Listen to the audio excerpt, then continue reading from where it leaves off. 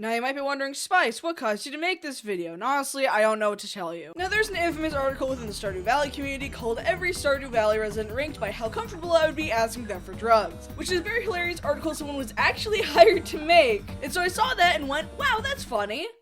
Anyways, here's every Poppy Playtime toy ranked by how likely they would be to offer me candy in a sketchy white van. Please don't demonetize me, YouTube.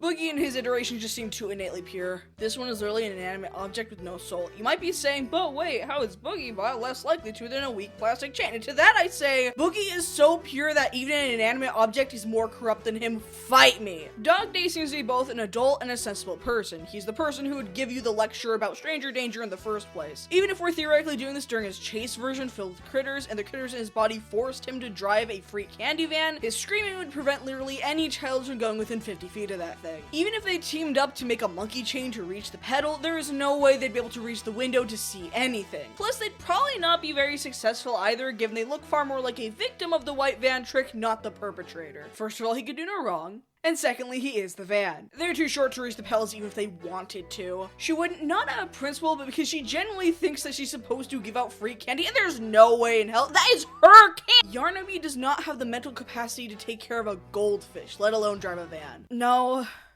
Just no. I don't have an exact reason, mainly because Braun has yet to physically appear in any true bigger body capacity, but Braun feels like at the very most they'd be in a PSA about not going to the candy van, which I think we both know Playtime Co. would never make. They could do it, but don't really seem like the type to. I mean, maybe I'm stereotyping with the whole love and hugs theme, but I don't think they'd do it, especially with what the Safe Haven Bobby seemed to show character-wise. Pretty much the same as Bobby's entry, but with slightly more plausible deniability, given that Crafty hasn't really shown up outside of cutouts. So this one is just pure stereotype mixed with a dash of they are not mentally well enough to pull it off. She won't do it because she's too stubborn and confident about using her good old pretend to be a corpse trick. If she's so determined to keep at it even when she's smacked around by a grab pack or shot with a flare gun, then I think she's going to keep to her principles. Even if they did want to, they'd probably get angry because the van got stuck in a pothole or the marker to write free candy stopped working, and from there they'd just baby rage instead of doing a real kidnapping. Would do it if Poppy told them, but would weigh on their conscience the whole time and they would curl in a corner after the fact. We know literally nothing about this character solely because it failed its one job, so I'm just gonna say yes to trying, but their wide mouth would render them unable to enter a car door, solidifying them as completely useless to the company. They'll do it, but instead of going through with kidnapping any of the kids, he'll open up the back of the van and give any of the kids he did kidnap an annoyingly long lecture on street smarts. Like in the condescending way to the point you just kinda wish he sent you off to Playtime Co. instead. It's characters like this where I have literally nothing to say and no viable proof, but an internal part of me still says they do it and would not have an inch of regret in those eyes. What child cares enough about Bunzo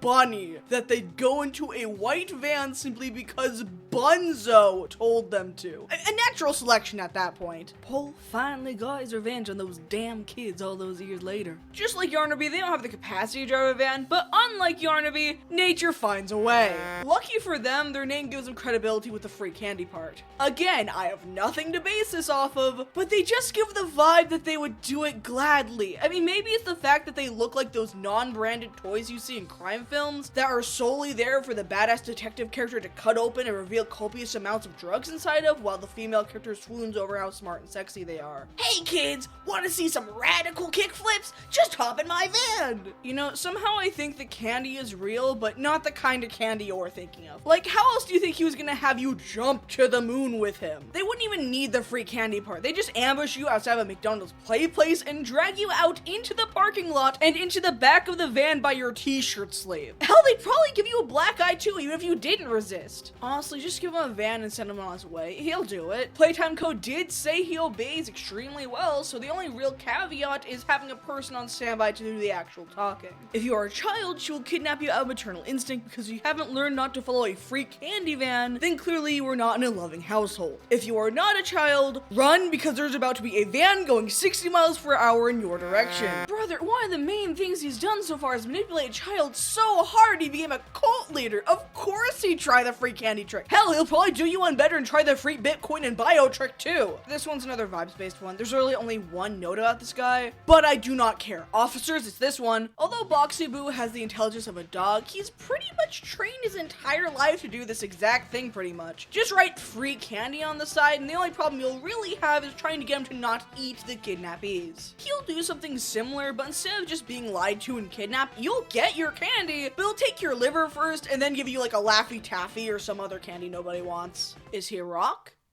Yeah. Is he literally incapable of speech, driving, or really any form of movement? Yeah.